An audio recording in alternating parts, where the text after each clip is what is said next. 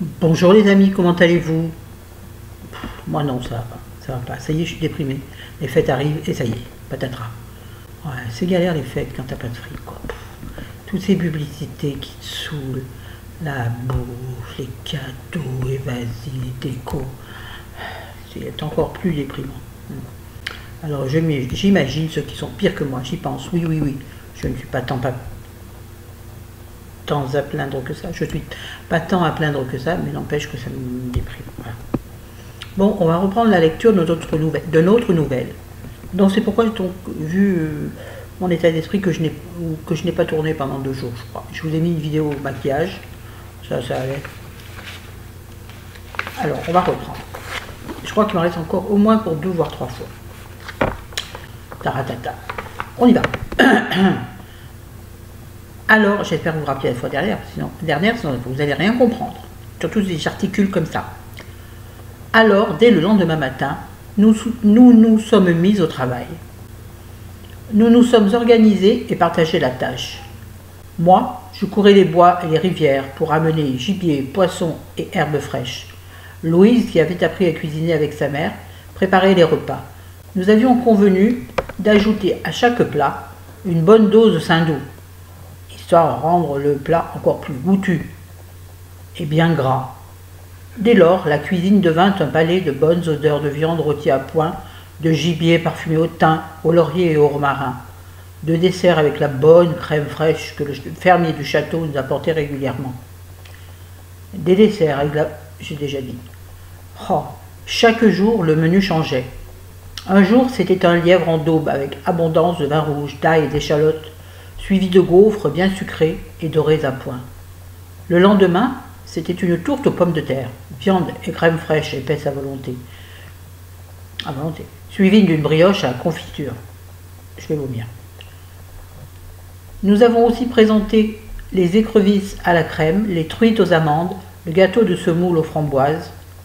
En automne, nous lui avions servi le produit de mes cueillettes dans les bois, les girolles à la crème, puis les confitures de châtaigne et le boudin aux pommes.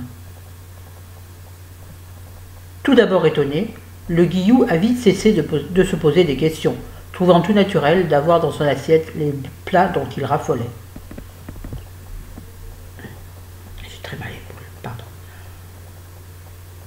Il s'empiffrait, finissait toute son assiette et terminait son repas en se léchant les 10 doigts.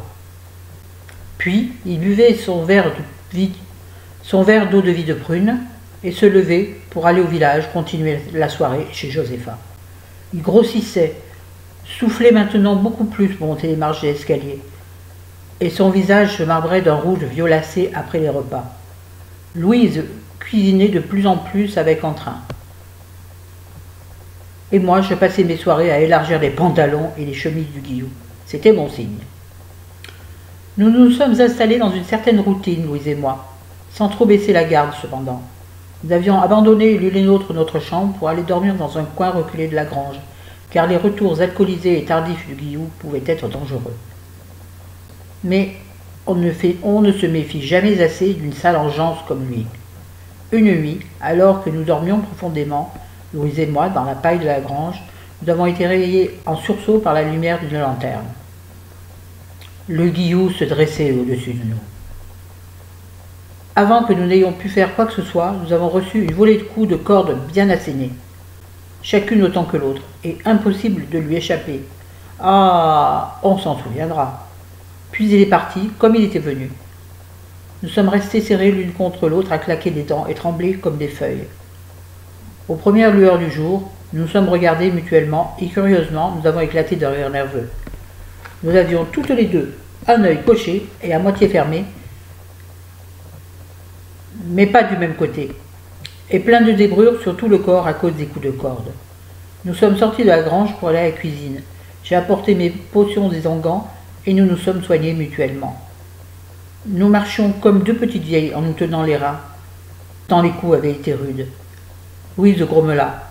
« Il ne l'emportera pas au paradis, il va le regretter, je te jure, Nanon. » « Je suis bien d'accord avec vous. » Louise me regarda de son œil valide et me dit « Nanon, il faut me dire tu, car on est vraiment dans la même galère et que tu fais aussi tout cela pour moi. » Je l'ai regardé avec mon autre œil ouvert et nous avons souri ensemble.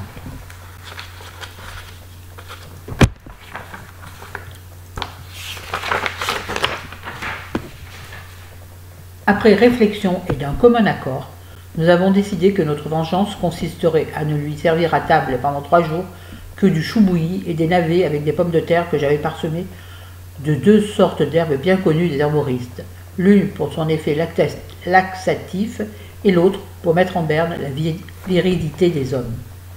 Pendant 1 semaine, le Guillou n'a pas pu aller chez Josépha rendre hommage à ses ribaudes. Après cet épisode, la vie a semblé reprendre son cours normal. Louise était très occupée à la préparation des repas, tandis que moi je passais beaucoup de temps à courir à travers prés et bois pour remplir le garde-manger. Je devais faire preuve d'une grande prudence, car le garde champêtre commençait à se douter de quelque chose. Et puis, nous avons reçu un après-midi la visite d'Antonin Mazard, le contremaître de la Syrie. C'était un homme d'une 30aine d'années, grand, solide et bien planté sur ses 2 pieds. Il respirait le calme et l'équilibre. Il nous a expliqué qu'il aurait bien aimé rencontrer le Guillou, car il avait de gros soucis et était très inquiet quant à l'avenir de la Syrie. Il n'avait pas vu son patron depuis plusieurs mois, mais se rendait compte que celui-ci passait à la Syrie quand tout le monde était parti et qui raflait tout l'argent qui était dans la caisse. « Oh, ça ne m'étonne pas de lui, » murmura Louise.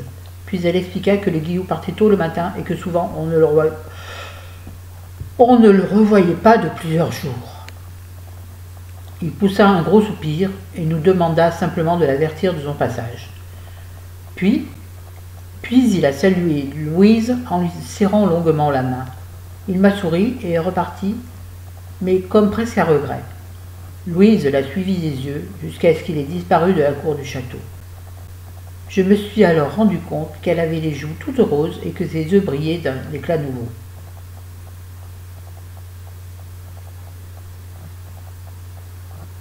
Depuis quelque temps, avec l'arrivée de l'été, la chaleur était devenue étouffante. Nous nous levions tôt le matin pour cueillir les légumes que j'avais plantés au jardin dans le potager, au printemps dans le potager. Il y a eu profusion cette année-là de petits pois, haricots verts, carottes bien tendres et pommes de terre nouvelles, sans compter les petites pousses de salade croquante. Puis il a fallu aussi cueillir les arbres du verger, les fruits du verger. Abricots dorés à point, pêches juteuses, prunes et mirabelles sucrées et tendres sous la dent. L'après-midi, nous restions dans la cuisine encore fraîche, à préparer des compotes de fruits et des confitures pour l'hiver. Mais ce jour-là, la chaleur est devenue de plus en plus forte et lourde et l'air chaud irrespirable. Les mouches ne tournaient autour, surexcitées elles aussi par cette chaleur, et des grosses fourmis volantes pénétraient dans la cuisine pour se poser n'importe où. Tous les signes de l'orage étaient là. On arrête là, on reprendra demain ou après-demain, suivant mon état. Je coche parce qu'après je suis paumée. Alors les enfants, il nous arrête encore. Attendez, où dans le chien? Enfin.